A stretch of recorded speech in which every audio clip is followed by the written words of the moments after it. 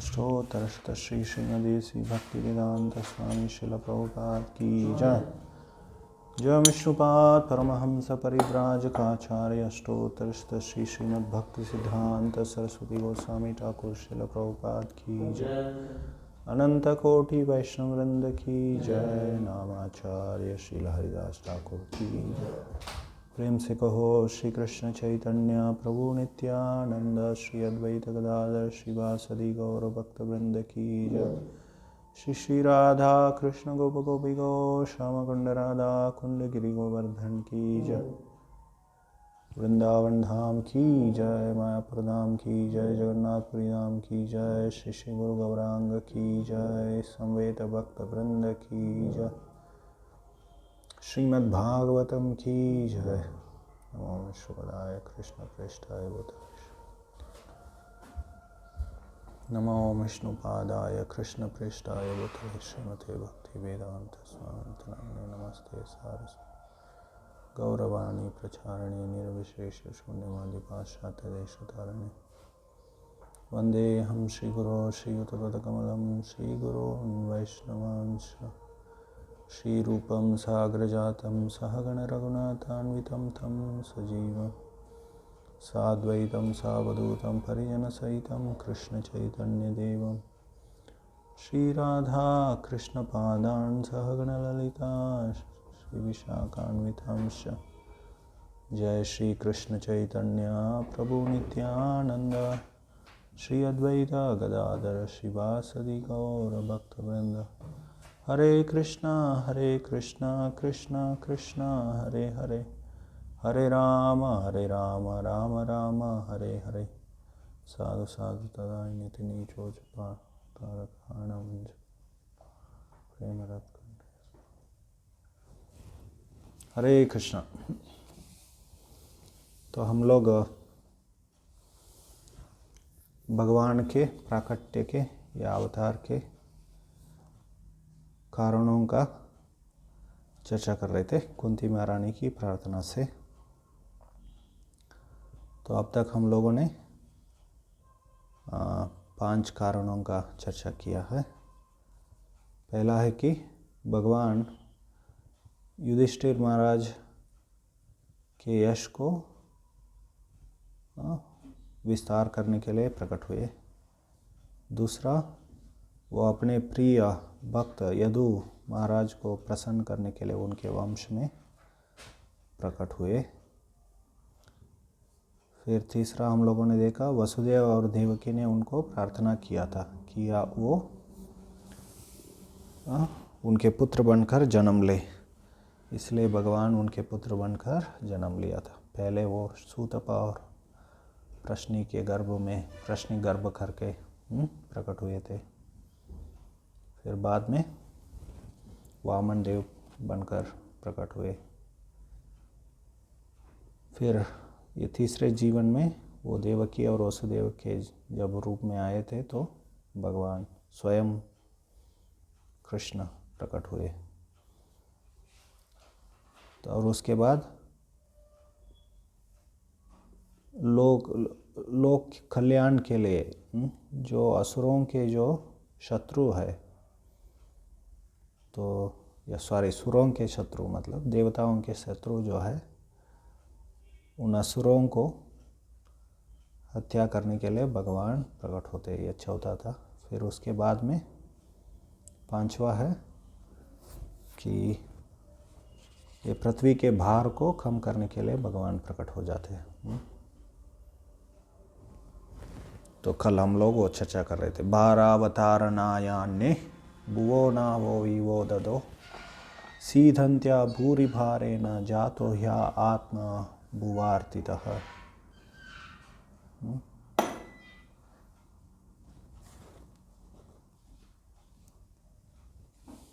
तो ब्रह्मा जी ने प्रार्थना किया था।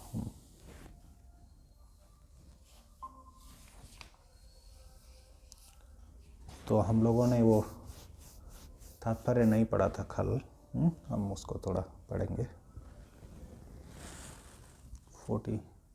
34th वर्ष। तो पीड़ित हो उठा तथा नहीं, कुछ कहते हैं कि जब यह संसार बाहर से बोझिल समुद्री नाव की भांति अत्यधिक पीड़ित हो उठा तथा आपके पुत्र ब्रह्मा ने प्रार्थना की तो आप कष्ट का शमन करने के लिए अवतरित हुए हैं। कल इसका इतिहास हम लोगों ने चर्चा किया।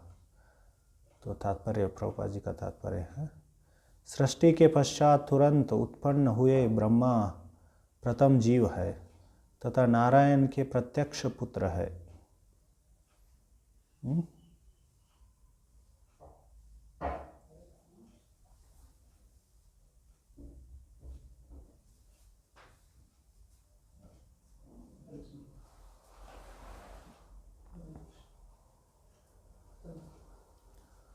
सृष्टि के पश्चात तुरंत उत्पन्न हुए ब्रह्मा प्रथम जीव है तथा नारायण के प्रत्यक्ष पुत्र है। गर्भोदकशाही विष्णु के रूप में नारायण सर्वप्रथम भौतिक ब्रह्मांड में प्रविष्ट हुए। आध्यात्मिक संपर्क के बिना पदार्थ की सृष्टि नहीं हो सकती। इसी सिद्धांत का पालन सृष्टि के प्रारंभ से ही किया जा रहा है। परमात्मा ब्रह्मांड में प्रवेश कर गए और विष्णु की दिव्य नाभि से अंकुरित आत्मभू कहलाते हैं। अंकुरित हुए कमल पुष्प से प्रथम जीव ब्रह्मा का जन्म हुआ, इसलिए विष्णु पद्मनाभ कहलाते हैं। ब्रह्मा आत्मभू कहलाते हैं क्योंकि इनका जन्म माता लक्ष्मी से संपर्क के बिना साक्षात अपने पिता से हुआ था। तो ये दोनों अर्थ है। मतलब आत्मा मतलब भगवान विष्णु है। और यहाँ पर प्रभुपाद जी एक और विषय को क्या कर रहे हैं, without spiritual contact matter can not create. तो आध्यात्मिक आत्मा या परमात्मा के संपर्क के बिना ये जो जड़ वस्तु है वो सृष्टि नहीं कर पाती। तो ये चीज़ प्रभुपाद जी यहाँ पर बोल रहे। तो वैज्ञानिक लोग क्या कहते हैं, वो लोग लाइफ कम्स फ्रॉम मैटर। जीव का उत्पत्ति कैसे होता है, जड़ वस्तुओं के संयोजन से होता है या रासायनिक वस्तुओं के केमिकल कॉम्बिनेशन, ऐसे वो लोग कहते हैं। तो प्रभुपाद जी के एक शिष्या थी, अभी भी है, वो गोविंद दासी माता जी। वो एक बार एक साइंटिफिक कॉन्फ्रेंस हुआ था, तो बहुत सारे बड़े बड़े सब वैज्ञानिक लोग वहाँ पर आए थे। तो ये भी गई थी उसमें। उन्होंने चुनौती किया उन वैज्ञानिकों को कि आप लेबोरेटरी में क्या करो, एक जीव का उत्पत्ति करके दिखाओ करके। आप लोग केमिकल से लाइफ आता है तो वो सभी केमिकल्स यूज़ करके आप करो, ऐसे उन्होंने चुनौती दिया था। प्रभुपाद जी इसलिए उनको गुणगान करते थे, और हीरोइन गोविंद दासी बोलते थे। तो ऐसे तो श्रीलंका में भी एक बार ऐसे हुआ था। वहाँ पर एक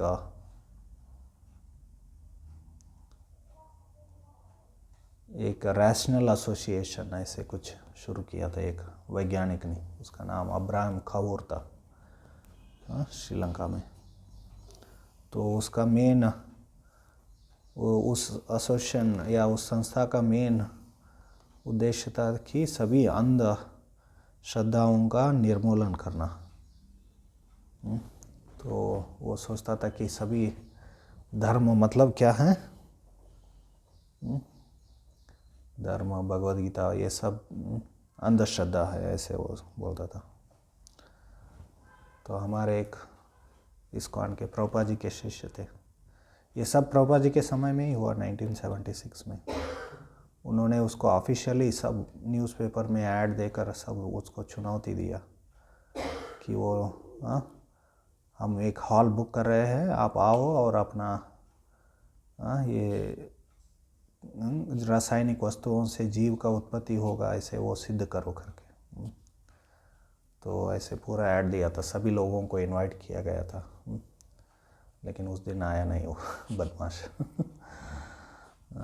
ऐसे बहुत सारे वैज्ञानिक लोग नास्तिक बदमाश होते हैं। तो विज्ञान क्या है, वो नास्तिक है, नास्तिकवाद है, नास्तिकवाद है, और उससे भौतिकवाद के लिए प्रेरणा मिलती है। और टेक्नोलॉजी क्या है, वो आसुरी है, क्योंकि बहुत ही विनाशकारी है वो, इसलिए। तो आधुनिक विज्ञान जो भी है, वेस्टर्न साइंस एंड टेक्नोलॉजी, तो ये है। एनीवे, यहाँ पर प्रभुपाद जी बोल रहे क्योंकि ब्रह्मांड का सृष्टि होने के बाद भगवान अंदर प्रवेश हुए, फिर उनके नाभि से पहला जीव का उत्पत्ति हो गया, ब्रह्मा जी का उत्पत्ति हो गया। यहाँ पर इसलिए आत्म बुआ कहा गया, बुआ कहा गया, जो ब्रह्मा जी भगवान से उनका जन्म होता है। तो यहाँ पर उनका नाम क्यों हुआ पद्मनाभ, क्योंकि नाभि से जो पद्म निकला था, इसलिए भगवान विष्णु को पद्मनाभ की कहा गया। ये पहले श्लोकों में, प्रार्थनाओं में पहले दूसरा या तीसरा या पंच कुछ एक वो है, नमो पंकजनाभाय, नमो पंकजमालिने, नमो पंकजनेत्राय, नमस्ते पंकजांग्रय, वो श्लोक है ना, वो स्वयं कुंती देवी ने बताया था, जो पांचवा प्रार्थना है, 22वां श्लोक। नमो पंकजनामाय, नमो पंकजमालिने, नमो पंकजनेत्राय, नमस्ते पंकजांग्रय। यहाँ पर प्रभुपाद जी पद्मनाभ कह रहे, वो पंकजनाभ कहते हैं, दोनों एक ही है।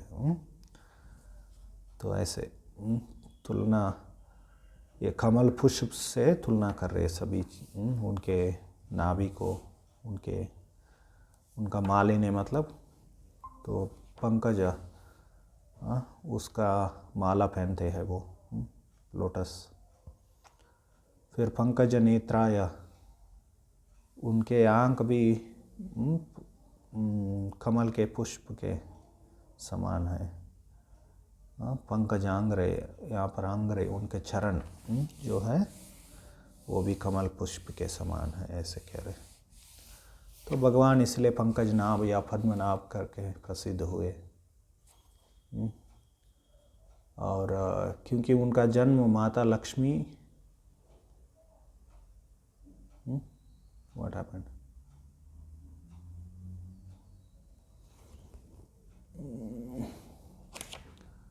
we can keep one Hindi set of Bhagavatam, because we do regularly Hindi classes here. We can keep here inside then, space is there. हाँ, सो क्या बोला, हम लोग पढ़ रहे थे, ब्रह्मा आत्मभोग कहलाते, क्योंकि उनका जन्म माता लक्ष्मी से संपर्क के बिना साक्षात अपने पिता से हुआ था। लक्ष्मी जी नारायण के निकट उपस्थित थी और भगवान की सेवा में तन्मय थी, तो भी लक्ष्मी जी से संपर्क किए बिना ही नारायण ने ब्रह्मा को उत्पन्न किया। यही है भगवान की सर्वशक्तिमत्ता। तो प्रभुपाद जी इसको बार बार ये उदाहरण कि कैसे भगवान के पास अचिंत्य शक्तियाँ हैं, सर्वशक्तिमान है, तो वो कोई भी कार्य करने के लिए किसी की और के ऊपर निर्भर नहीं होना पड़ता है उनको। हम लोगों को कुछ करना है तो हम दूसरों के ऊपर निर्भर रहते हैं, तो तब तक वो होता नहीं है। जो भी हम लोग करते अकेले में हम कुछ कर पाते हैं? कुछ नहीं कर पाते। और अकेले में भी करते हैं तो भाई हमारा शक्ति किसकी कहाँ से आता है? तो वो स्वयं भगवान से आता है। ये शरीर क्या है? भगवान के शक्तियों के द्वारा बनाया हुआ है 24 तत्वों से। तो हम लोग स्वतंत्र नहीं हैं, लेकिन भगवान पूरी तरह से स्वतंत्र है, सर्वशक्तिमान है। तो प्रभुपाद जी ये उदाहरण देते थे। तो वो सिर्फ दृष्टिपात करके ये सब सृष्टि करते हैं, उनको कोई किसी का ज़रूरत नहीं है। तो वेदों में बताया गया सईक्षत सईज्जत ऐसे। तो वो दृष्टिपात करते हैं तो पूरा सृष्टि हो जाता है। जो व्यक्ति मूर्खतावश नारायण को सामान्य जीवों के समान मानता है, उसे इससे शिक्षा ग्रहण करनी चाहिए। जो व्यक्ति मूर्खतावश नारायण को सामान्य जीव, तो यहाँ पर कौन किसके बारे में बता रहे प्रभुपाद जी? उनका नाम तो नहीं लिया, वो प्रसिद्ध स्वामी था ना, वो बोलता था दरिद्र नारायण का सेवा करो कर। नारायण कोई सामान्य जीव नहीं है, वे साक्षात पुरुषोत्तम भगवान है और उनके दिव्य शरीर के सभी अंगों में सभी इंद्रियों की संपूर्ण शक्तियाँ भरी हुई है। तो भगवान कभी दरिद्र नहीं होते, नारायण कभी भी दरिद्र नहीं होते। ये सब लोग, ये मायावाद है कि सभी जीव भी नारायण है। वो लोग कहते हैं ना कि मायावादी लोग, अद्वैतवादी लोग, वो लोग कहते हैं कि एक सन्यासी दूसरे सन्यासी से मिला तो वो क्या कहते हैं? नमो नारायण आया, ऐसे बोलते हैं वो लोग। इसका अर्थ है कि, और उनका एक ये है वाक्य है, दंड ग्रहण मात्रेण नर नारायणो भवेत्। दंडा स्वीकार करते ही, संन्यास स्वीकार करते ही नर क्या हो जाता है? वो नारायण बन जाता है, ऐसे वो लोग कहते हैं। तो ये सब गलत बात है। तो कभी नर कभी नारायण नहीं बन सकते हैं, और नारायण कभी भी दरिद्र नहीं है।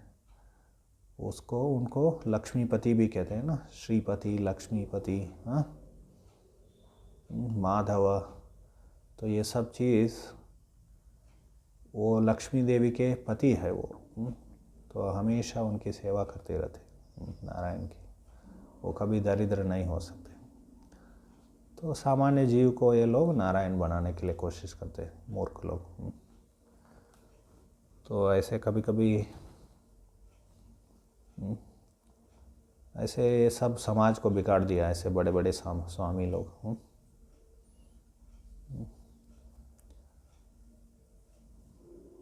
और उनका सेवा भी क्या है? वो मृत शरीर को सेवा करने के समान है। मृत शरीर को कितना भी सजाओ, कुछ नहीं होने वाला है। तो समाज सेवा भी क्या है, कैसे होना चाहिए? आत्मा के आधार पर, ज्ञान, आध्यात्मिक ज्ञान के आधार पर होना चाहिए। तो मृत शरीर को सेवा करके क्या फ़ायदा है?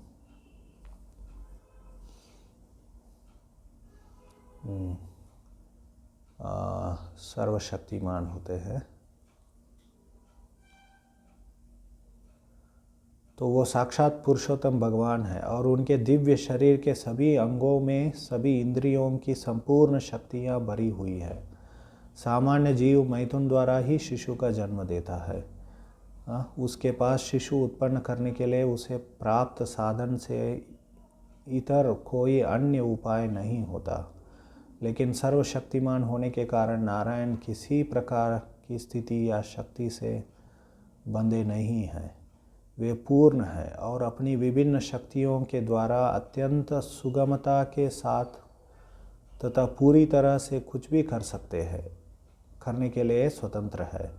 अतएव ब्रह्मा अपनी पिता से सीधे उत्पन्न हुए हैं, उन्हें माता के गर्भ में नहीं रहना पड़ा, इसलिए वो आत्मभू कहलाए। यही ब्रह्मा इस ब्रह्मांड की अगली सारी सृष्टियों के लिए प्रमारी है, जो सर्वशक्तिमान की शक्ति द्वारा गुण रूप में प्रतिबंधित है। इस ब्रह्मांड के भीतर श्वेतद्वीप नामक एक दिव्य ग्रह है, जो क्षीरोदक्षाई विष्णु या परमेश्वर के परमात्मा रूप का धाम है। जब कभी ब्रह्मांड में कोई ऐसा संकट उत्पन्न होता है जिसे अधिशाही देवता नहीं समझ पाते, तब वे इसके निवारण के लिए ब्रह्मा जी के पास जाते हैं। यदि ब्रह्मा जी भी इसे नहीं सुलझा पाते तो वे क्षीरोदक्षाई विष्णु के पास परामर्श करते हैं और उनसे अवतार लेकर समस्या का समाधान करने की प्रार्थना करते हैं। ऐसी समस्या कंस तथा अन्य राजाओं के शासन काल में उत्पन्न हुई और यह पृथ्वी असुरों के दुष्कर्मों से बोझिल हो उठी। तब अन्य देवताओं समेत ब्रह्मा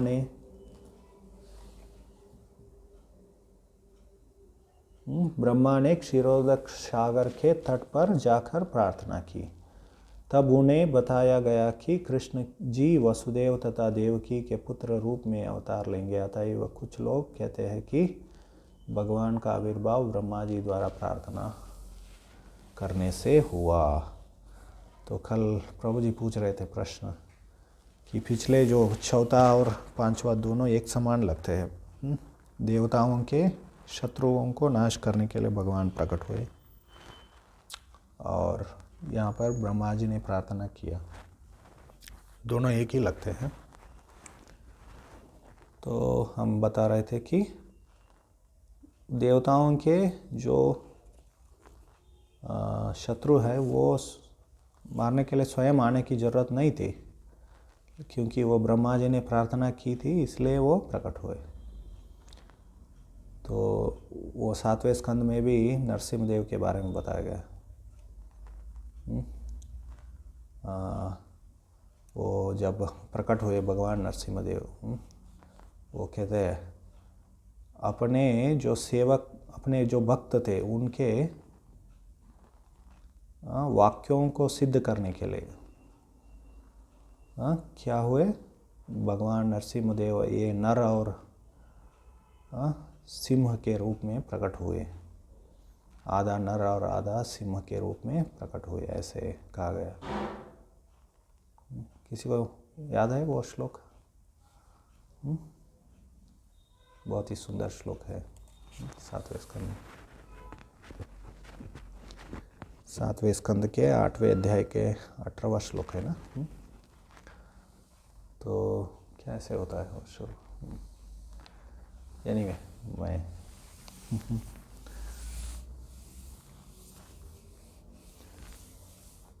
तो सार रूप में वो, तो ऐसे ब्रह्मा जी के प्रार्थना से भगवान प्रकट होते हैं। ब्रह्मा जी उनके भक्त हैं, शुद्ध भक्त हैं।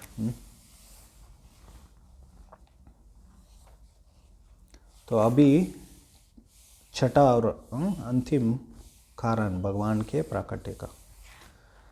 भवेस्मिन् क्लिश्यमानानां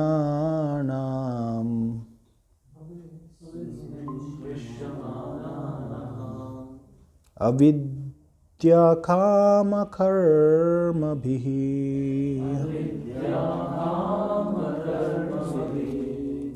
श्रवणस्मरणार्हाणि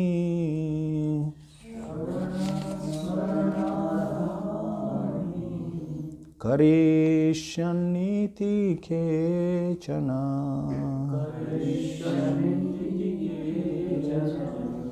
भवेस्मिन् क्लिश्यमानानां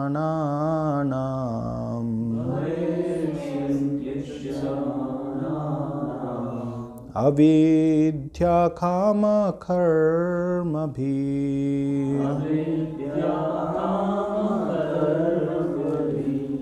श्रवणस्मरणार्हाणि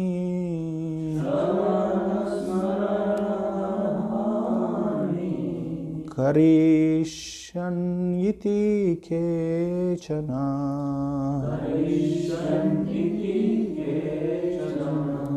भवेस्मिन् क्लिश्यमानानां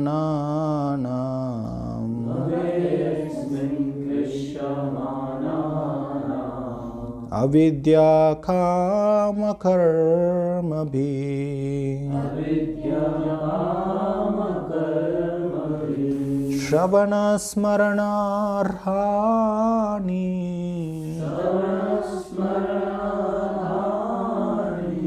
करिष्यन्निति केचन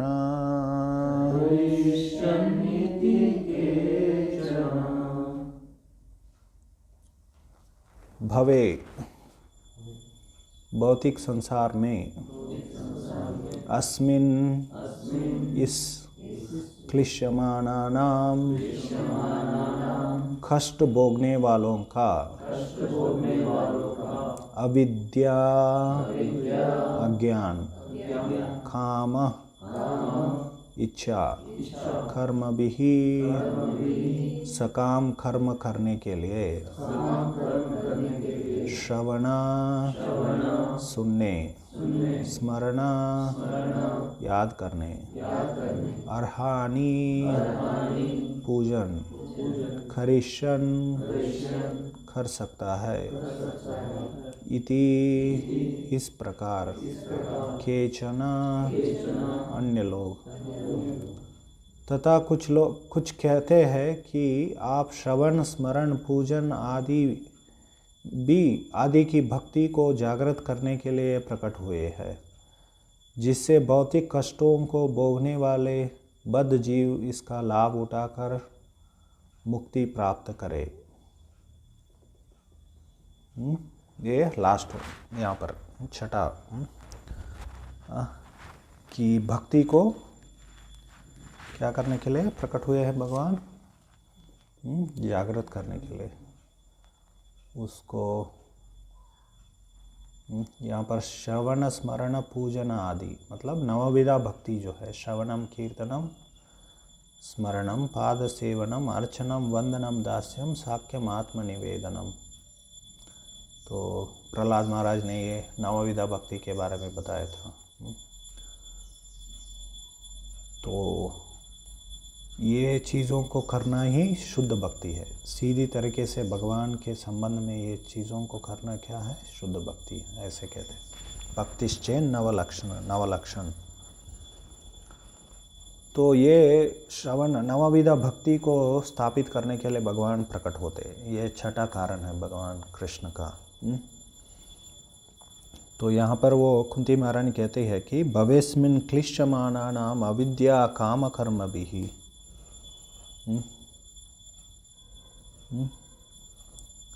तो भौतिक संसार में जीव बहुत सारा कष्ट भोगत रहे। क्लिश्यमानानाम ये बहुवचन है ना, तो बहुत सारे कष्ट यहाँ पर वो भोगत रहे इस भौतिक संसार में। क्यों? अविद्या काम कर्म भी। हमारे सभी कष्टों का, हमारे इस भौतिक अस्तित्व का और यहाँ पर जो भी हम लोग दुख और कष्ट अनुभव करते हैं उसका कारण क्या है? अविद्या काम कर्म भी। तो अविद्या है मूल कारण। तो अविद्या है। अविद्या से क्या होता है? काम, हमारे अंदर इच्छाएं, भौतिक इच्छाएं आती है। तो भौतिक इच्छाओं के कारण हम लोग पाप कर्म में लग जाते हैं, कर्म भी ही। तो अविद्या का क्या अर्थ होता है? तो भगवान को बोलना अविद्या है, वो मूल अर्थ है उसका।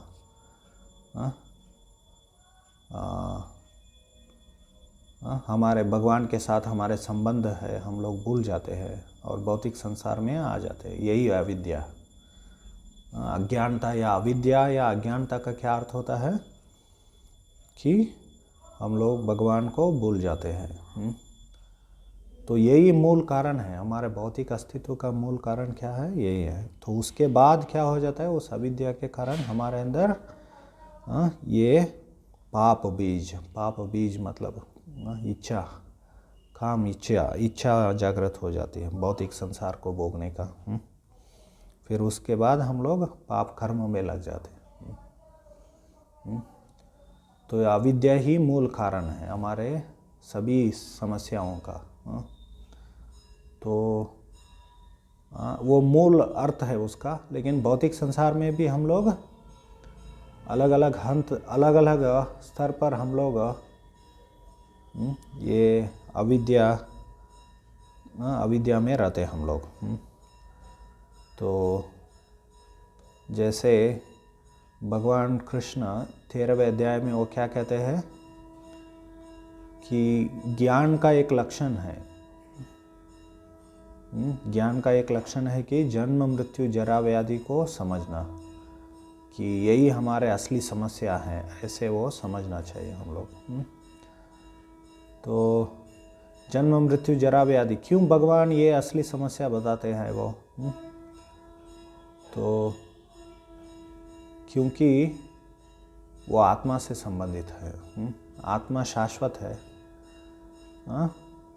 आत्मा बार बार यहाँ पर भौतिक संसार में जन्म मृत्यु चक्र में फंस गया है, तो बार बार जन्म लेता है, बार बार मर जाता है।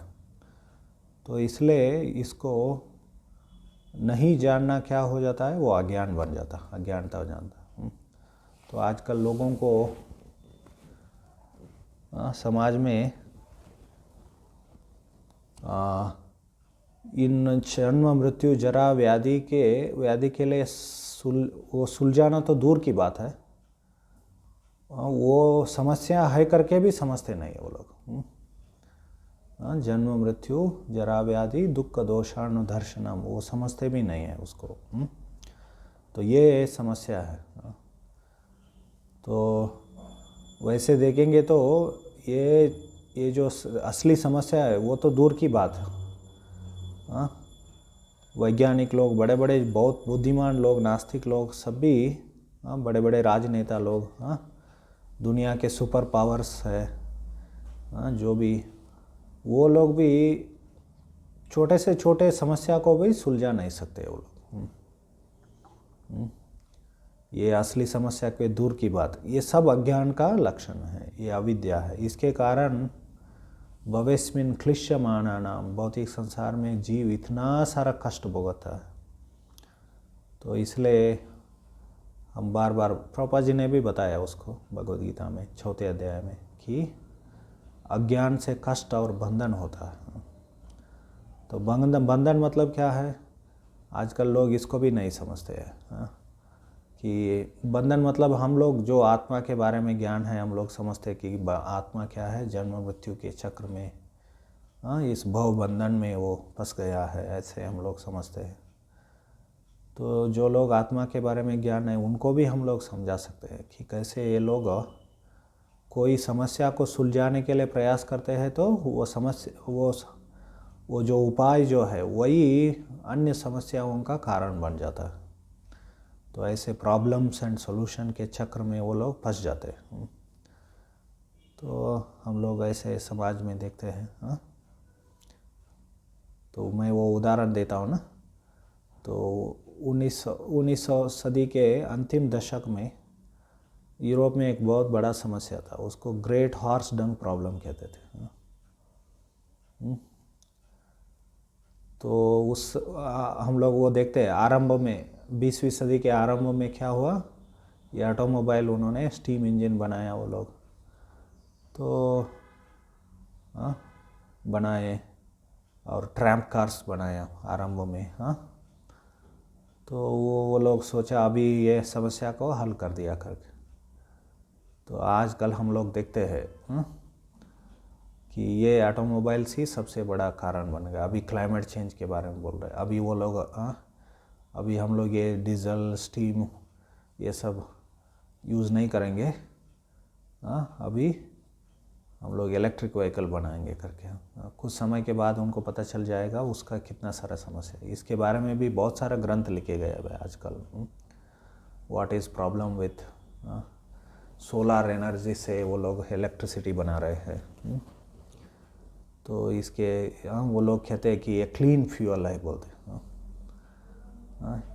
बहुत सारा सोलर प्लांट अभी भारत में भी है ना, वो सब एग्रीकल्चर लैंड्स को लेकर वहाँ पर सोलर प्लांट लगा रहे सब बदमाश लोग। बाद में क्या खाएंगे पता नहीं है। सब नॉनसेंस है। जो भी वो लोग प्लानिंग करते हैं, सब लोग, ये नीति आयोग, प्लानिंग कमीशन, सब बकवास है, नॉनसेंस। और इकोनॉमी, वो सब बड़ा बड़ा प्लानिंग करके इकोनॉमिक प्लान्स बनाते हैं, स्कीम्स बनाते हैं। सब नॉनसेंस है। तो अभी वो सोलार एनर्जी से कितने सारे रेडिएशंस का प्रॉब्लम होता है, वो सब इसके बारे में बड़े बड़े ग्रंथ लिखे गए भैया अमेरिका में। हाँ, लेकिन ये लोग आरंभ में वो इसको समझते नहीं हैं। वैसे तो उनको एक्चुअली कोई समस्या का हल नहीं करना है उनको, वो सिर्फ नया नया टेक्नोलॉजी बेचना है उनको हमेशा। तो बड़े बड़े कैपिटलिस्ट इंडस्ट्रियलिस्ट सब प्लान करते हैं वो लोग। तो ऐसे ये लोग बाद में समझ में आ जाता है कि बहुत सारे समस्या हो रहे करके। तो ये सब अज्ञान का कारण है। इससे क्या होता है, समाज दुखी हो जाता है, दुख, बहुत सारे समस्याओं में फंस जाता है। तो यहाँ पर इसलिए एक लाइन में बताया गया, अविद्या भवेस्मिन् क्लिश्यमाना नाम अविद्या काम कर्म भी, कितना सारा ज्ञान है इसमें एक लाइन में। प्रभुपाद जी ने कहा कि वैज्ञानिक लोग, प्रभुपाद जी उसको वैज्ञानिकों को चुनौती दिया कि आप लोग कोई ऐसे प्लांट के ऊपर या कोई कीटाणु के ऊपर इतने सारे बड़े बड़े ग्रंथ लिखते हैं वो लोग, उसका क्या फ़ायदा है? एक लाइन में कितना सारा ज्ञान है। और प्रभुपाद जी ये श्लोक उल्लेख किया उन्होंने, भविष्य भवेस्मिन् क्लिश्यमाना नाम अविद्या काम कर्म भी, कितने 2-3 शब्दों में, 3-4 शब्दों में कितने सारे ज्ञान है इसमें। ऐसे प्रभुपाद जी इस श्लोक को उल्लेख करते थे। भवेस्मिन् क्लिश्यमाना नाम, वो बुक है ना, लाइफ कम्स फ्रॉम लाइफ, उसके एक कन्वर्सेशन में तो वो बताते हैं इसको। वैज्ञानिक लोग अनावश्यक कितने सारे ग्रंथ लिखना, सब अज्ञान है उसमें। हर रोज़ कितने सारे पत्रिकाएं, कितने सारे ग्रंथ छपे जाते हैं। तो सब क्या है, अविद्या है उसमें। तो सिर्फ एक लाइन में पूरा हमारे अस्तित्व, जो भी इस संसार में जो भी जीव है उनके अस्तित्व के बारे में यहाँ पर बता दिया, उनके सभी समस्याओं के बारे में, उनका सफरिंग, दुख और कष्ट के बारे में। भवेस्मिन् क्लिश्यमाना नाम अविद्या काम कर्म भी। तो इसके लिए क्या उपाय है? उपाय क्या है? श्रवणम स्मरणार्याणि करिष्यन्निति केचन।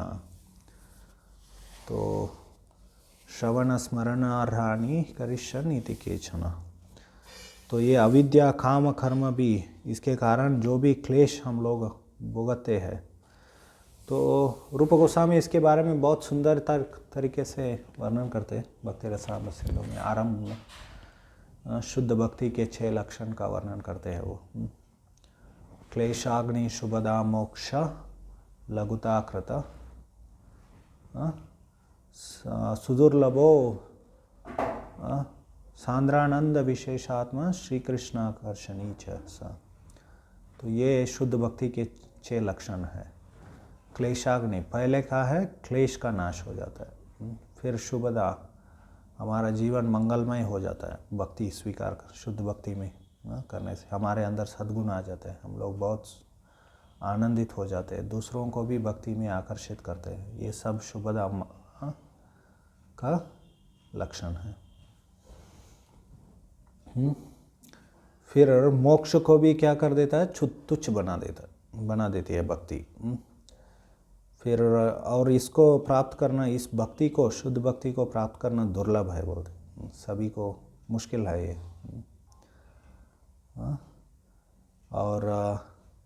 और इस शुद्ध भक्ति में बहुत ही आनंद है, गाढ़ आनंद का आस्वादन होता है। सांद्रानंद विशेषात्मा, इसका स्वभाव ही गाढ़ आनंद का है, ऐसे बताते। और भगवान कृष्ण को भी आकर्षित करती है ये शुद्ध भक्ति। तो भगवान सर्वाकर्षक है, फिर भी उनसे भी ये 6 लक्षण। तो पहला क्या बताया उन्होंने, क्लेशाग्नि। तो वो विस्तार से वर्णन करते हैं क्लेश का मूल कारण, अलग अलग कारण क्या है। तो वहाँ पर वो विस्तार से रूप गोस्वामी ने वर्णन किया है। तो उसको हम लोग कभी और चर्चा कर सकते हैं। तो वो पहला कारण यही बताते हैं, अविद्या बोलते हैं। अविद्या के कारण ही हम लोग तो इस भौतिक संसार में क्लेशों का अनुभव करते हैं। और भक्ति क्या है? इन क्लेशों को जला देती है, अग्नि के समान कार्य करती। क्लेशाग्नि हमारे जो भी कष्ट है उसको जला के रख देती है। तो वहाँ पर उदाहरण दिया गया है, एक जब अग्नि हम लोग जलाते हैं, कितना भी ईंधन सप्लाई करो उसमें तो वो जल के छोड़ देती है। और विशेष करके रूप गोस्वामी कहते हैं कि भक्ति, शुद्ध भक्ति करने का ये श्रवण कीर्तन भगवान के संबंध में, नवविधा भक्ति या श्रवण कीर्तन स्मरण वाली ये भक्ति जो है, इसका उद्देश्य क्लेशों को नाश नहीं करना है। ये साइड प्रोडक्ट है, ये अपने आप हो जाता है। शुद्ध भक्ति करते करते करते हमारा उद्देश्य क्या है? कृष्ण प्रेम प्राप्त करना है, भगवत प्रेम प्राप्त करना है। उसके साथ साइड प्रोडक्ट है। जैसे हम लोग जब भी अग्नि जलाते हैं उसका उद्देश्य क्या है? हम लोग अन्न पकाना होता है हमें। तो अन्न पकाना होता है, रसोई बनाना होता है, लेकिन उसके साथ साथ हम लोगों को बहुत सारा चीज़ होते हैं वहाँ पर। हमें क्या उष्णता मिल जाती है, और लाइट क्या है, वो प्रकाश भी मिल जाती है। ये सब साइड प्रोडक्ट है ना उसके साथ साथ, और ईंधन भी जल जाता है वहाँ पर। तो ऐसे हमारे भक्ति करने का ये श्रवण कीर्तन आदि स्मरण आदि युक्त नवविधा भक्ति, शुद्ध भक्ति करने का उद्देश्य क्या है? भगवान की प्रेम को प्राप्त करना। लेकिन उसके साथ साथ बहुत सारा चीज़ हो जाते हैं। तो ये साइड प्रोडक्ट है क्लेश नाश। क्लेश नाश होना ये साइड प्रोडक्ट है। इसलिए ऐसे रूप गोस्वामी वर्णन करते हैं सुंदरता से, क्योंकि रूप गोस्वामी वहाँ पर शुद्ध भक्ति का ही वर्णन करे पूरा। उस भक्ति रसामृत सिंधु का जो परिभाषा सूत्र श्लोक जो है वो कौन सा है? अन्याभिलाषिता शून्यम ज्ञान कर्माद्यनाव्रतम आनुकूल्येन कृष्णानुशीलनम भक्तिरुत्तमा। ये उत्तमा भक्ति, शुद्ध भक्ति, अन्य भौतिक सभी भौतिक इच्छाओं से मुक्त होकर बिना ज्ञान कर्म का मिश्रण किए बिना भगवान कृष्ण को सेवा, अनुकूल भाव में जो सेवा हम लोग करते हैं उसको शुद्ध भक्ति या उत्तम भक्ति कहते हैं। तो ये भक्ति रसामृत सिंधु के पहले भाग का, मतलब पूर्व भाग का, पहले वेव का, जो पहले तरंग होता है उसका 11वां श्लोक है। 1.1.11 1.1 मतलब क्या है? तो भक्ति रसामृत सिंधु को 4 भागों में विभाजित किया गया। जैसे समुद्र को 4 भाग में, सिंधु मतलब समुद्र है, भक्ति अमृत का समुद्र है वो। तो और समुद्र में हम लोग देखते हैं तरंग आते, वेव्स जो आते रहते। तो वैसे ही हर एक भाग में ये भक्ति रसामृत सिंधु में अलग अलग वेव्स है। जैसे पहले भाग में 4 वेव्स है, 4 तरंग है। तो वो पहले तरंग का जब भी हम लोग ये रेफरेंसेस जब शास्त्रों में लिखा जाता है ना 1.1.1 करके, तो जैसे वेदांत सूत्र का अतातो ब्रह्म जिज्ञासा पहला सूत्र है, लेकिन उसको 1.1.1 ऐसे ये एक संख्या दी जाती है। उसको कैसे डिवाइड किया जाता है? पहले अध्याय का, पहले अधिकरण का पहला श्लोक ऐसे। तो अध्याय और अधिकरण वेदांत सूत्र में क्या है? अध्याय और अधिकरण है। और भक्ति रसामृत सिंधु में क्या है? पूर्व भाग, पश्चिम भाग, उत्तर भाग ऐसे है। और उसमें बाद उसमें वेव्स है, और उसमें वेव्स में अलग बहुत सारे श्लोक होते हैं, तरंग है। इसलिए 1.1 जो 11 श्लोक है, वो श्लोक है परिभाषा सूत्र। तो परिभाषा सूत्र मतलब वो ग्रंथ का वो प्रमुख श्लोक होता है। तो पूरा ग्रंथ वो श्लोक का ही विस्तार है। और सभी जो भी उस ग्रंथ में जो भी विषय बताए गए हैं उन विषयों को इसके संबंध में क्या समझना चाहिए। तो ऐसे भागवत का परिभाषा सूत्र कौन सा है, किसी को पता है? वो जो श्लोक है ना, पहले स्कंद के 3 अध्याय के 28वां श्लोक, वो परिभाषा सूत्र है। तो ऐसे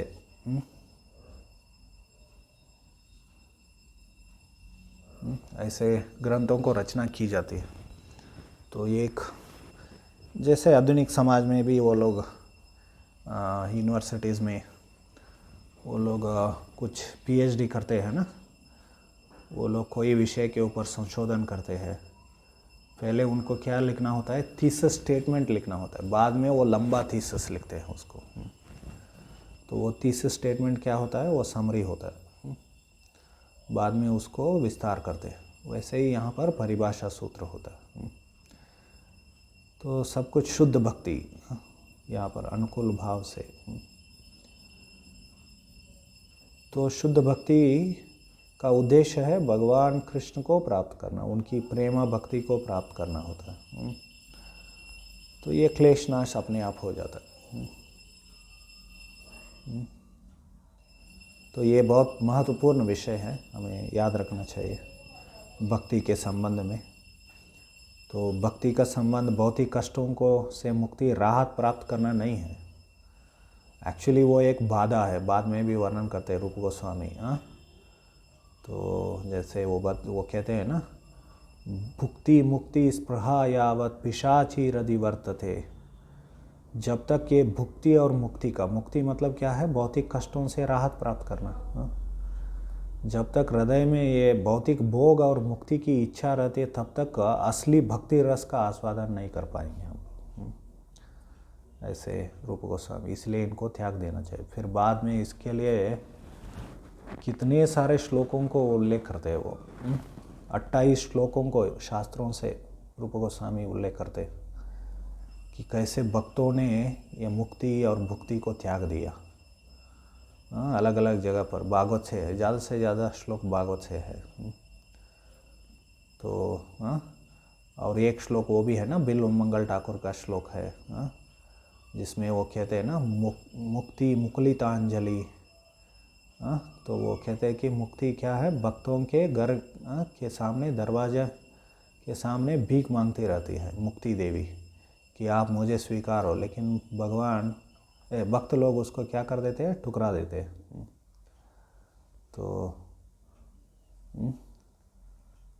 तो वो ये ऐसे बहुत सारे कई सारे श्लोकों को उल्लेख करते हैं। क्यों इतने सारे श्लोकों को उल्लेख किया उन्होंने?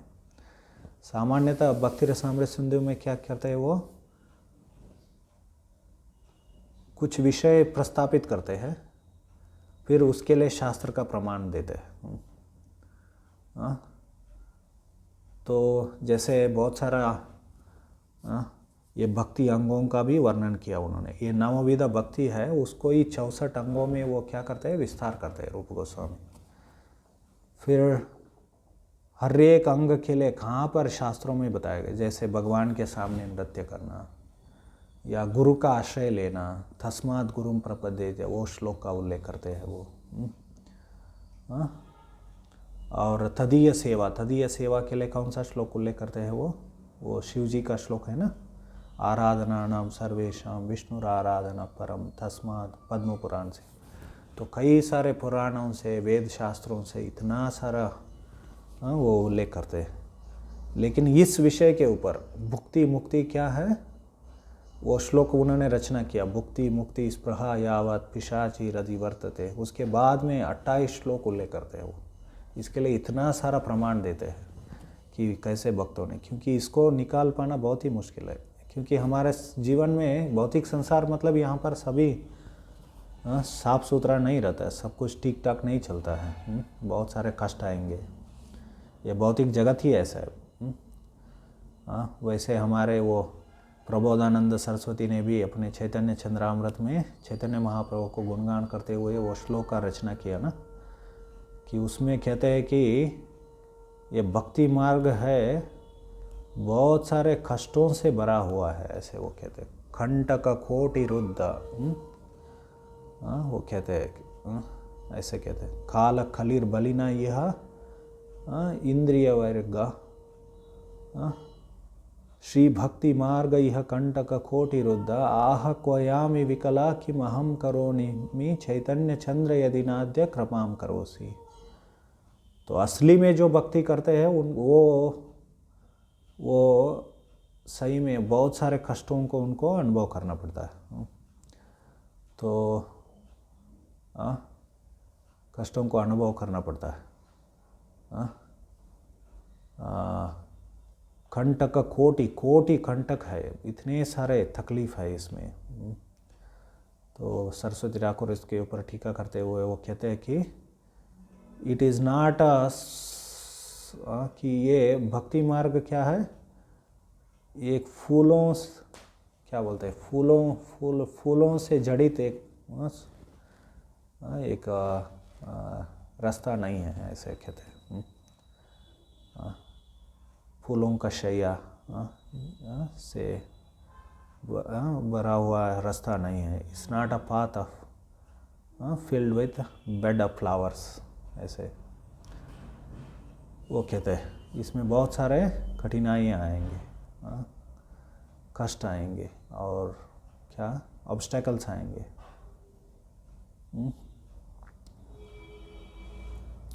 तो इसको सुनकर लोग कौन भक्ति के लिए आकर्षित हो जाएंगे। कोई भक्ति नहीं करना चाहेंगे इसको सुनकर। वास्तव में वो स्वयं प्रबोधानंद सरस्वती स्वयं कहते हैं कि विश्वम पूर्ण सुखायते, ये जगत पूर्ण सुखमय है। भक्त के लिए ये जगत सुखमय होता है, हालांकि ये जो भौतिक जगत दुखमय है। तो एक जगह पर वो कहते हैं कि सुखमय है और दूसरी जगह कह रहे हैं इतने सारे कठिनाइयाँ हैं। तो इसके लिए हमें क्या समझना चाहिए, भक्ति मार्ग। और भगवद गीता में भगवान बताएं सुसुकुम कर्तुम अव्ययम, बहुत ही आनंदमय है। और रूप गोस्वामी भी सांद्रा आनंद, आनंद का इसका स्वभाव ही आनंद से भरा हुआ है। तो एक्चुअली रूप गोस्वामी बहुत सारा चीज़ वर्णन किया है उन्होंने। तो शुभदा में भी आनंदमय कहते हैं। मोक्ष लघुता कृत जब वर्णन करते हैं कि इसमें इतना आनंद आता है कि मोक्ष भी त्याग देते हैं भक्त। और बाद में भी सांद्रानंद विशेषात्मा, तीन गुण में, 6 गुणों में से 3 गुण में वो आनंद के बारे में वर्णन करते हैं, कितना सुख और आनंद भक्ति में होता है। तो वास्तव में भक्ति क्या है, बहुत ही सुखमय है। लेकिन हम लोग भौतिक संसार में हैं, इसके कारण भौतिक संसार में बहुत सारे कष्ट है। तो इसलिए हमें ये सभी कष्टों को सामना करना पड़ता है, तकलीफ़ों को सामना करना पड़ता है। लेकिन इसलिए तुरंत ही हमारे अंदर क्या आ जाता है, हृदय में मुक्ति की इच्छा आ जाती है। मुझे राहत चाहिए इसके, मुझे भी बहुत सारा कंफर्ट्स चाहिए, ऐसे तुरंत आ जाता है। इसलिए रूप गोस्वामी हमें चेतावनी देने के लिए ये इतने सारे श्लोकों को, प्रमाण को, अलग अलग भक्तों ने कैसे ये भुक्ति और मुक्ति को त्याग दिया वो वर्णन करते हैं। तो कभी भक्ति रसामृत सिंधु के ऊपर हम लोग चर्चा करेंगे, बहुत सारे प्रवचन कर सकते हैं। तो बहुत सुंदर है वो ग्रंथ। एनीवे वो कहते हैं कि तो ये उद्देश्य, ये भौतिक संसार के जो क्लेश है उससे मुक्त राहत पाना भक्ति का उद्देश्य नहीं, वो एक साइड प्रोडक्ट है, अपने आप हो जाता है भक्ति करते करते। तो इस भक्ति को भगवान स्थापित करना चाहते थे, इसलिए वो प्रकट होते हैं। कैसे ये भक्ति को श्रवण की स्मरणाराणी करिष्यन्ति केचन, भगवान ने कैसे इसको स्थापित किया, श्रवण कीर्तन आदि नवविध भक्ति को कैसे भगवान कृष्ण ने स्थापना किया।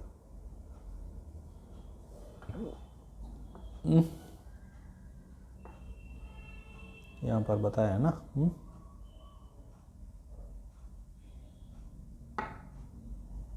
वो अपना लीला करके हम लोगों को क्या बता रहे हैं, हमें विषय दे रहे हैं ना, वो सब्जेक्ट मैटर। श्रवण करने के लिए कुछ विषय चाहिए ना, है कि नहीं। यहाँ पर आके लीला करके उन लीलाओं के बारे में, उनके गुणों के बारे में, उनके व्यक्तित्व के बारे में हम लोग चर्चा करेंगे, श्रवण कीर्तन करेंगे। श्रवण कीर्तन किसके बारे में करेंगे? उसके लिए विषय चाहिए ना, सब्जेक्ट मैटर चाहिए कि नहीं? तो ऐसे भगवान यहाँ पर आके लीला करके एक एक एक एक एक तरीके से उन्होंने क्या किया, ये नवविधा भक्ति को स्थापना किया। श्रवण कीर्तन स्मरण पाद सेवन, पाद सेवन उनका वो यहाँ पर वृंदावन धाम को लेकर आए। वो हम लोग चल के वृंदावन जाते हैं, चल के नहीं जाते हम लोग ट्रेन या फ्लाइट से तो पहले ज़माने में लोग चल के वो पाद सेवन हो जाता था, या वहाँ पर भी भ्रमण करते थे। अभी भी करते हैं लोग, गोवर्धन परिक्रमा, वृंदावन परिक्रमा। तो ऐसे चल के सनातन गोस्वामी हर रोज़ वो क्या करते थे, गोवर्धन परिक्रमा करते थे। हर रोज़ करते थे वो। तो ऐसे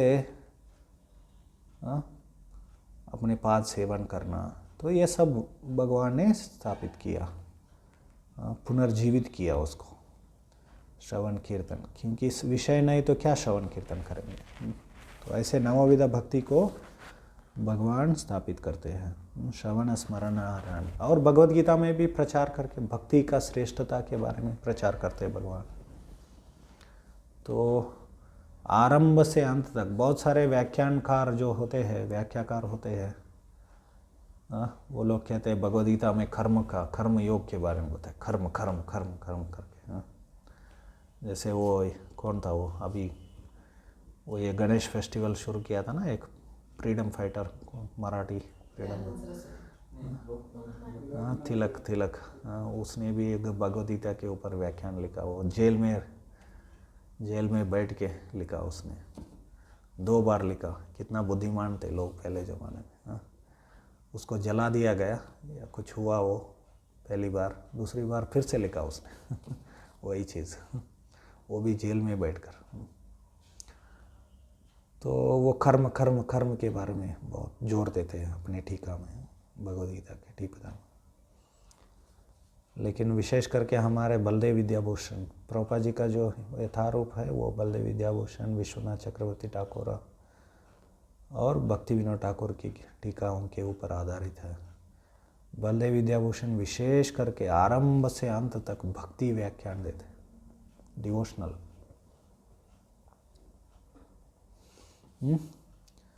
भक्ति की श्रेष्ठता। तो हमारे आचार्य ने, श्रील प्रभुपाद जी ने भी बहुत सारा, आप देखते हैं ना, लोग प्रभुपाद जी का जब यथारूप भगवद गीता यथारूप पढ़ते हैं तो वो लोग, ये आपके गुरुजी बहुत सिर्फ कृष्ण भक्ति के बारे में ही बोलते, कृष्ण के बारे में ही बोलते, वो कहते हैं। तो प्रभुपाद जी वहाँ पर कोई कर्म योग, अष्टांग योग के, ध्यान योग के बारे में भी लिखा तो तुरंत ही कृष्ण भक्ति के बारे में लिख देते, है ना। तो क्योंकि भगवान कृष्ण ने भी भक्ति का श्रेष्ठता को स्थापित किया। अन्य विषयों के बारे में इसलिए उन्होंने चर्चा किया ताकि तुलनात्मक दृष्टिकोण से ये एनालाइज, विश्लेषण करने के लिए, तो ये अलग अलग विषयों को वो लेकर आते हैं भगवान। उनका उद्देश्य भक्ति ही चर्चा करना है, या भक्ति की श्रेष्ठता को ही चर्चा करनी। इसलिए अंत में बोलते हैं ना, सरलता से हम लोग समझ सकते हैं। अंत में भगवान क्या बोलते हैं, ये सब छोड़ दो, सिर्फ मेरे शरण में आ जाओ। वो कहते हैं ना, सर्वधर्माम परित्यज्य माम एकम। इसलिए हर जगह प्रभुपाद जी ने भगवान के शरण में जाओ, कृष्ण भावनामृत का पालन करो, कृष्ण के शरण में आ जाओ, कृष्ण भक्ति करो, ऐसे प्रभुपाद जी। क्योंकि अंत में भगवान कृष्ण ये सब क्या करने वाले हैं, उसको छोड़ने के लिए बोलेंगे। तो ऐसे स्वयं भगवान उसके बारे में प्रचार करके क्या करते हैं, तो वो ये भक्ति का स्थापना करते हैं। और अंत तो गत्वा सनातन धर्म का स्थापना करना मतलब क्या है, सनातन धर्म या वर्णाश्रम धर्म, वो क्या है, वो भक्ति है। तो उसका उद्देश्य क्या है, वो श्रवण कीर्तन करना ही है। वर्णाश्रम आचरता पुरुषे न परपुमान विष्णुराराध्यते पंथा नान्य तत्वोश कारण। तो बहुत ही जोर देकर कहा गया है इस वर्णाश्रम को पालन करना ही भगवान को प्रसन्न करेगा, इसको छोड़कर और कोई अन्य मार्ग नहीं है, ऐसे बताया गया। नान्य तत्वोश कारण, भगवान को प्रसन्न करने के लिए वर्णाश्रम को छोड़कर अन्य कोई मार्ग नहीं। ये विष्णु पुराण का श्लोक है, पराशर मुनि ने बताया था, वेद व्यास के पिता थे। लेकिन अंततो गत्वा क्या है, विष्णु आराध्य थे, वो महत्वपूर्ण है, विष्णु आराधना के लिए है सब कुछ। सनातन धर्म का स्थापन करना, भगवान यदा यदा ही धर्मस्य, तो उद्देश्य क्या है, यही है, भक्ति धर्म जो है, शरणागति धर्म जो है वही है। श्रवण स्मरणारानी करिष्यन्निति केचन, ऐसे कहते हैं। तो तात्पर्य पढ़ेंगे हम लोग।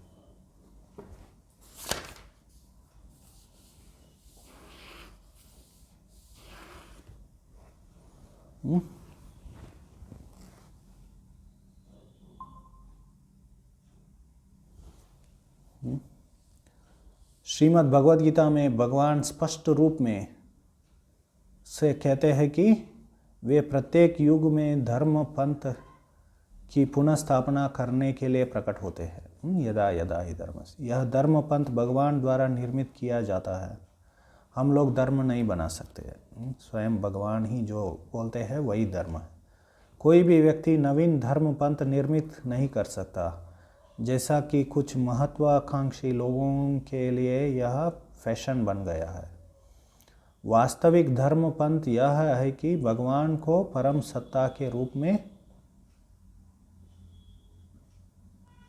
स्वीकार करके स्वयं स्फूर्ति मानकर प्रगाढ़ प्रेम में उनकी सेवा की जाए। रियल रिलीजन, प्रभुपाद जी इसको बार बार बताया करते थे कि know God and to love God, ऐसे। वास्तविक धर्म पंथ यह है कि भगवान की परम सत्ता के रूप में स्वीकार करके स्वयं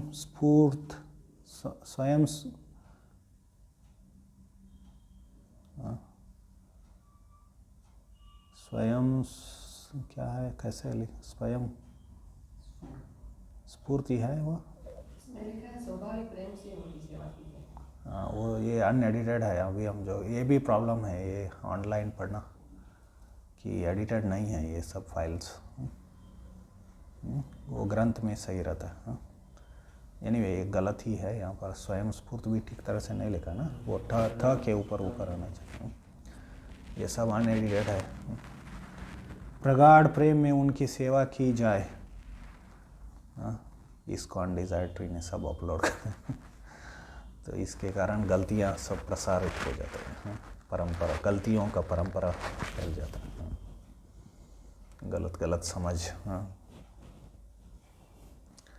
प्रगाढ़ प्रेम में उनकी सेवा की जाए। जीवों को तो सेवा करनी ही है, क्योंकि स्वभावतः वह इसी के लिए बना है। जीव का एकमात्र कार्य भगवान की सेवा करना है। भगवान महान है और जीव उनकी अधीनस्थ है, अतएव जीव का कर्तव्य उनकी सेवा करना मात्र है। तो प्रभुपाद जी ये सब किसके आधारित है, ये अभी जो प्रभुपाद यहाँ पर वर्णन कर रहे हैं, ये ममैवांश श्लोक के ऊपर आधारित। ममैवांश जीवलोके जीवभूत सनातना, जीव भगवान के अंश है, अंश का कर्तव्य क्या होता है, पूर्ण का सेवा करना। तो वो श्लोक के आधार पर भगवद गीता में ऐसे भगवान क्या कर रहे हैं, भक्ति का स्थापना कर रहे हैं। तो अलग अलग दृष्टिकोण से प्रभुपाद जी यहाँ पर भगवद गीता के आधार पर चर्चा कर रहे हैं। अतएव जीव का कर्तव्य उनकी सेवा करना मात्र। दुर्भाग्यवश मोहग्रस्त जीव अज्ञानवश भौतिक इच्छा के कारण इंद्रियों के दास बन जाता है। यह इच्छा अविद्या या अज्ञान कहलाती है। ऐसी इच्छा से ही जीव विकृत विषयी जीवन पर केंद्रित भौतिक भोग के लिए तरह तरह की योजनाएं बनाता है। अतः जीव परमेश्वर की अध्यक्षता में विभिन्न लोकों में विभिन्न शरीरों में देहांतर करते हुए जन्म मृत्यु के चक्र में फंसे जाता है। कर्मणा दैव नेत्रेण जंतुर्देहोपपत्तये, तो वो श्लोक है ये। तो प्रभुपाद जो भी लिखते हैं वो शास्त्र से है, हाँ रहता है, कहीं ना कहीं उसका वर्णन रहता है शास्त्रों में। अतएव जीव परमेश्वर की अध्यक्षता, अतएव जब कोई, you want to take it up, अतएव जब तक कोई इस अविद्या की परिधि से बाहर नहीं निकल लेता तब तक वह जीवन के त्रिविध तापों से मुक्त नहीं हो सकता। यही प्रकृति का नियम है। फिर भी भगवान कष्ट भोगने वाले जीवों पर अपनी अहेतु की कृपावश उनके समक्ष प्रकट होकर श्रवण कीर्तन स्मरण पूजन स्तवन आत्मनिवेदन तथा शरणागति से युक्त भक्ति के सिद्धांतों को जागृत करते हैं, क्योंकि वे कष्ट भोग रहे जीवों पर इतने अधिक कृपालु है कि जितनी जीव आशा भी नहीं कर रखते। तो ये बहुत ही महत्वपूर्ण चीज़ है। भगवान क्यों ये भक्ति स्थापना करते हैं समाज में, कि भगवान हम लोग अपने लिए कितना अपने भलाई चाहते, उससे भी ज़्यादा भगवान हमारे भलाई चाहते हैं। ये बात है। एक्चुअली हम लोग अज्ञान में हमारा भलाई ही नहीं चाहते। भागवत में वो पंचम स्कंद में बताया ना, बद्ध जीव का एक लक्षण है, वो पागल होता है। वो नूनम प्रमत्ते कुरुते विकर्मणः यदीन्द्रिय प्रीत ये अप्रणोति। ऋषभदेव कहते हैं कि बद्ध जीव पागलपन के कारण, अज्ञान के कारण वो इंद्रिय भोग में लग जाता है, उन कार्यों में लग जाता है जो उसका बंधन का कारण बन जाते हैं। तो ये बद्ध जीव का लक्षण है, पागल है वो बद्ध जीव, मैड, इंसेन, फुल्ली इंसेन। तो हम लोग हमेशा वही कार्य में लगते हैं जो हमारे बंधन के कारण में है। हम लोग हमें अज्ञान में हम लोगों को क्या हमें हमारे लिए भलाई है वो समझते नहीं हम लोग। तो भगवान कृपा करके हमसे भी ज़्यादा हमारे भलाई चाहते हो भगवान, ये उनका महत्वपूर्ण गुण है। तो जितना जीव आशा, थोड़ा उसको पीछे जाइए। तो ये बहुत ही महत्वपूर्ण, प्रभुपाद जी लिख रहे, देखिए कैसे।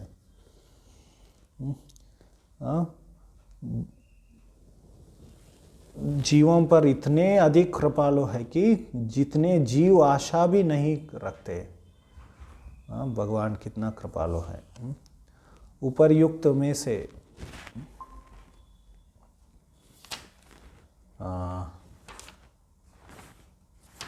तो प्रभुपाद जी यहाँ पर कहते हैं अंग्रेजी में, items anyone help conditions to tangle in the liberator,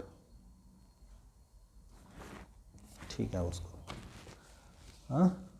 उपर्युक्त में से सारी विधियों या किसी एक विधि का ग्रहण करने से बद्ध जीव अविद्या के बंधन से छूटकर बहिरंग शक्ति द्वारा बरमाए गए समस्त भौतिक कष्टों से मुक्त हो जाता है। तो ये नवविधा भक्ति जो है, और रूप गोस्वामी भी 64 अंगों का वर्णन किया। तो उसके बाद में रूप गोस्वामी कहते हैं एक और विषय का वो चर्चा करते हैं, बहुअंग भक्ति और एकांग भक्ति। तो बहुअंगों को पालन करके भी हम लोग पूरी तरह ऐसे ये भौतिक क्लेशों से अविद्या से मुक्त हो सकते हैं, या एक ही अंग को पालन करके भी हम लोग परिपूर्णता को प्राप्त कर सकते हैं। इसलिए इनको बहुअंग भक्ति और एकांग भक्ति कहते हैं। तो बहुअंग भक्ति के लिए उदाहरण कौन सा देते हैं, किसी को पता है? रूप गोस्वामी, जो बहुत सारे अंगों को पालन किया उन्होंने। ऐसे कोई भक्त का उदाहरण है जिसने बहुअंग का पालन किया? अम्बरीश महाराज। आप जानते हैं ना अम्बरीश महाराज, वो अपने हाथों को मंदिर की मार्जन करने के लिए उपयोग किया, अपने कानों को भगवान की कथाओं को सुनने के लिए। तो ऐसे हर एक अंग को उन्होंने पालन किया, भगवान की सेवा में लगा। इसके वो बहुअंग भक्ति के लिए उदाहरण है अम्बरीश महाराज। तो भागवत से रूप गोस्वामी अलग अलग भक्तों का वो उदाहरण देते। और एकांग भक्ति के लिए कौन कौन से वो उदाहरण देते?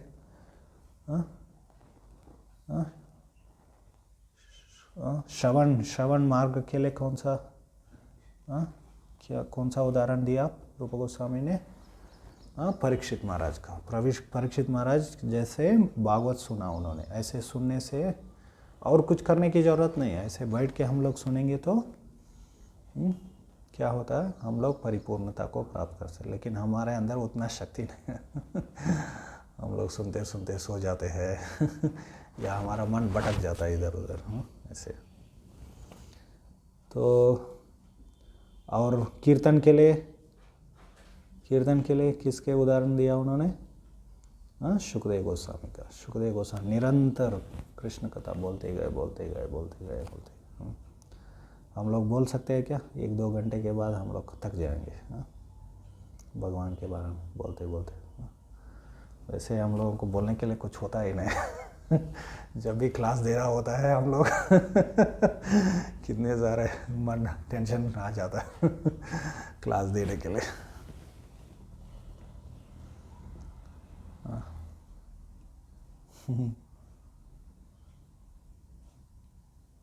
तो फिर तीसरा स्मरण के लिए कौन सा उदाहरण दिया?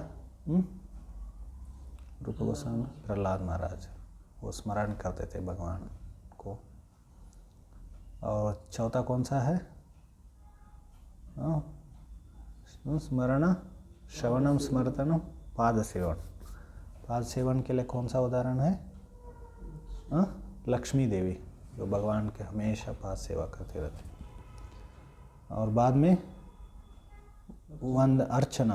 अर्चनम के लिए कौन सा उदाहरण है? प्रतु महाराज का उदाहरण दिया। प्रतु महाराज ने भगवान कृष्ण का विग्रह को स्थापित करके उन्होंने सेवा की। उसके बारे में 4 स्कंद में वर्णन आता है ना प्रतु महाराज की कथा। फिर उसके बाद अर्चन वंदना के लिए कौन सा उदाहरण? अक्रूर की प्रार्थनाएं जो है 10वें स्कंद में 40वें अध्याय में आते हैं ना, तो बहुत ही प्रसिद्ध है वंदना के लिए। वंदना मतलब नमस्कार करना और भगवान को गुणगान करना, वो भी मतलब विशेष करके प्रार्थनाओं को अर्पण करके। तो फिर उसके बाद दास्यम के लिए कौन सा उदाहरण दिया? हनुमान जी का उदाहरण दिया रूप गोस्वामी। फिर सत्यम के लिए कौन सा उदाहरण है? अर्जुन का है। और आत्मनिवेदन के लिए बलि महाराज। हम लोग कल उनके बारे में याद कर रहे थे, बलि महाराज का उदाहरण। तो ऐसे नवविधा भक्ति, एकांग भक्ति, बहुअंग भक्ति। तो यहाँ पर भी प्रभुपाद जी वो कह रहे, एक भी विधि को भी हम लोग पालन करके तो बद्ध अवस्था से मुक्त, भव बंधन से छुटकारा पा सकते हैं, ऐसे कह रहे हैं। जीवों पर इस प्रकार की कृपा भगवान श्री चैतन्य महाप्रभु के रूप में भगवान द्वारा प्रदान की गई है। तो भगवान कृष्ण तो आके ऐसे नवविधा भक्ति को बताया, लेकिन बाद में एक और बार भगवान प्रकट हो जाते हैं चैतन्य महाप्रभु के रूप में, और इस नवविधा भक्ति को बहुत प्रसार किया उन्होंने, और उनके अनुयायियों के द्वारा, है ना, नवविधा भक्ति का प्रसार किया। तो इसके बारे में एक और श्लोक है। अभी 6 कारण, भगवान के अवतार के 6 कारण समाप्त हो गया, लेकिन ये जो श्लोक है अभी आज हम लोगों ने जो चर्चा किया, भवेस्मिन् क्लिश्यमाणां नाम अविद्या काम कर्म भी, तो इसको और विस्तार से अगले श्लोक में कुंती महारानी कहते हैं, वो हम लोग कल चर्चा करेंगे, कल सुबह 8 बजे। हरे कृष्ण कृष्ण कृष्ण हरे हरे, हरे राम राम राम हरे। कोई प्रश्न, टीका, टिप्पणी है? तो ये अज्ञान के कारण संसार में कष्ट भोग रहे हैं। अज्ञान का मूल कारण हम अज्ञानी क्यों हैं?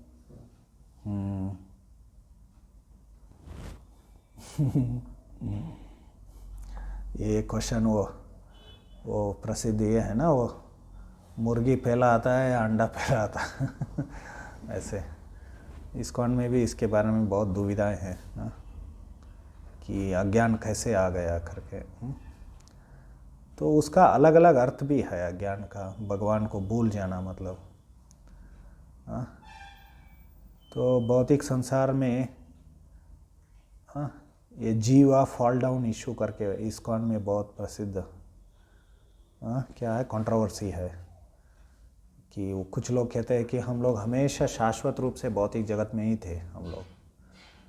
कुछ लोग कहते हैं कि जैसे प्रभुपाद जी और हमारे आचार्यों ने समझाया कि हम लोग भगवान को बोलकर यहाँ पर आ गए करके। तो ये सिर्फ टाइमलाइन का प्रॉब्लम है, टाइमलाइन का प्रॉब्लम है। टाइमलाइन मतलब क्या, यहाँ पर आकर हम लोग क्या हो जाते हैं, अज्ञानी बन जाते हैं हम लोग। तो क्यों यहाँ पर क्यों आते हैं, ऐसे ही उत्सुकता से भौतिक संसार में है, क्योंकि सिर्फ भगवान को छोड़कर ये भौतिक ये पूरा सृष्टि के बारे में, आध्यात्मिक सृष्टि, भौतिक सृष्टि के बारे में किसी को पूरी तरह से पता नहीं रहता। जीव क्योंकि वो छोटा, बहुत सीमित है, क्षुद्र है, अणु है, अणु आत्मा कहते हैं ना, तो उसको ये ज्ञान नहीं रहता है पूरा सृष्टि के बारे में। तो भगवान की सृष्टि के बारे में जानने के लिए हम लोग आते उत्सुकता से भौतिक संसार में। एक बार यहाँ पर आके भौतिक संसार के संपर्क में आने के बाद हम लोग अज्ञानी बन जाते हैं, भगवान को भूल जाते हैं। तो इसलिए भगवद गीता में क्या बताया गया, पुरुष प्रकृतिस्थो ही भुंगते प्रकृति जान गुणान कारणम गुण संगोस्य सदसद योनि जन्मशु। 13वें अध्याय के 22वां श्लोक है, 22वां या 21वां है ना, शायद 21वां श्लोक। तो पुरुष प्रकृतिस्थो ही, प्रकृति में स्थापित होने के बाद भूंगते प्रकृति, जब ये प्रकृति को भोग करने की इच्छा आ जाती है ना। ऐसा नहीं कह रहे कि आध्यात्मिक जगत में ही उसको इच्छा आ गया, ऐसे एक आध बार प्रभुपाद जी ऐसे बोलते, वर्णन करते हैं, लेकिन टेक्निकली देखेंगे तो, क्योंकि वहाँ पर तो कोई ऐसे हमारे गलत विचार नहीं आना चाहिए, है ना। आध्यात्मिक वहाँ पर जगत में हमारा चेतना शुद्ध रहना चाहिए। तो एक उत्सुकता से, ईगरनेस, आउट ऑफ क्यूरियासिटी, वो अंग्रेजी में बताया, क्यूरियासिटी किल्स द कैट करके। उसका पता नहीं क्या क्या इतिहास है वो वाक्य का, अंग्रेजी में बताया जाता है। हम लोग क्यूरियस बनते हैं वो। ऐसे भी बहुत सारा क्यूरियासिटी हो सकता है ना। भौतिकवादी लोग क्या कर रहे हैं, लेट मी देखेंगे, यूट्यूब में देखेंगे क्या चल रहा है दुनिया में, ऐसे क्यूरियासिटी रहता है हमारे अंदर। तो और उसमें ही फंस जाते हैं हम लोग। है कि नहीं, कितना समय चला जाता है ना न्यूज़ देखने में या ऐसे देखने में, सोशल मीडिया में। सिर्फ ये क्यूरियासिटी है, उत्सुकता, देखना चाहते हैं हम लोग, क्यूरियासिटी।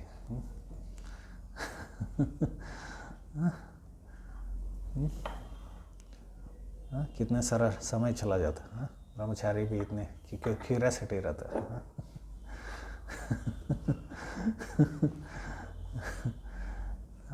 सोशल मीडिया में फंस गए सब लोग। सोशल, ऐसे भौतिक जगत में हम लोग फंस जाते हैं, है कि नहीं। तो ये कारण, लेकिन इसको इतना सारा बड़ा समस्या बना के रख दिया इस्कॉन में भी, जीवा फॉल डाउन का। सिंपल है बस। कभी कभी अलग अलग जगह पर प्रभुपाद जी ने अलग अलग रीति से यही चीज़ वर्णन करते हैं, तो इसलिए वो सभी चीज़ों को रिकंसाइल करने में दुविधा हो जाती है, सुलझाने में दुविधा हो, इसलिए लोग उसको कंट्रोवर्सी बना देते हैं। कंट्रोवर्सी नहीं बनाना चाहिए। हम कुछ समझते नहीं है तो नहीं समझने की ज़रूरत नहीं है, क्योंकि सब कुछ हम लोग समझ नहीं पाएंगे। हमें भक्ति करते रहना है बस, क्योंकि जितना भगवान ने बुद्धि दिया उतना ही समझ पाएंगे ना, है कि नहीं। उसको कंट्रोवर्सी क्यों बनाना चाहिए, वो भी अनर्थ है। ये अनर्थ के कारण ऐसे कंट्रोवर्सी हो जाता है, अनर्थ, वो भी अनर्थ। हमारे आचार्यों ने बताया, ये अनर्थों में बहुत सारे ऐसे संशय आ जाते हैं हमारे हृदय में, वो भी अनर्थ है। उनको विभ्रमा कहते हैं, साध्य तत्व विभ्रम, साधन तत्व विभ्रम। साध्य के बारे में, साधन के बारे में बहुत सारे ऐसे भ्रम हमारे अंदर प्रकट हो जाते हैं, संशय, तो उसके कारण कंट्रोवर्सियाँ हो जाते हैं भक्त समाज में।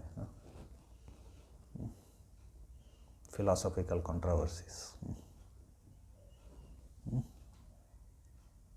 ठीक है, और कुछ?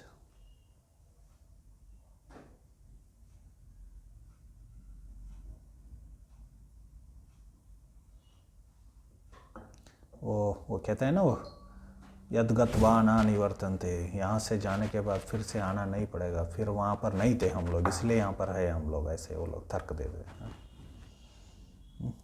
यद्गत्वा न निवर्तन्ते मतलब क्या है? आपको बाध्य नहीं किया जाएगा जाने के लिए, लेकिन आप जाना चाहते हैं तो जा सकते हैं, वहाँ को छोड़ के आ सकते हैं वहाँ से। लेकिन ऊंचे लोकों में जाने के बाद आपको फोर्स किया जाएगा, आपको निकाला जाएगा वहाँ से, फेंका जाएगा, वो ऐसे समझना चाहिए उसको। ठीक है ना? स्वर्ग लोक जाने के बाद क्षिणे पुण्य मर्त्य लोकम विशन्ति, है कि पुण्य खत्म हो गया तो वो लोग आपको निकाल देंगे बाहर, फेंक देंगे आपको वहाँ से, स्वर्ग से। लेकिन भगवान के दाम ने ऐसा नहीं है, आप रहना चाहते तो रह सकते हैं, नहीं रहना चाहते तो नहीं छोड़ सकते। इसलिए यद्गत्वा न निवर्तन्ते। ठीक है, और कुछ?